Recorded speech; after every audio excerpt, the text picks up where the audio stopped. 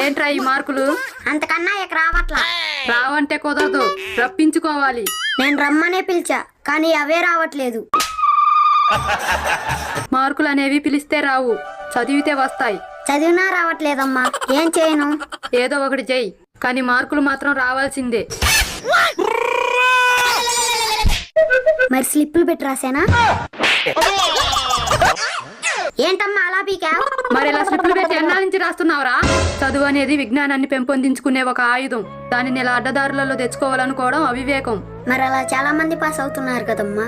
కనుకనే వాళ్ళు వీధుల్లో ఫెయిల్ అవుతున్నారు. చూడర్షా, మన దేశంలో మార్కులు తెచ్చుకునేవాడి కన్నా మాటలు చెప్పేవాడికే ఎక్కువ పట్టం కడుతున్నారు.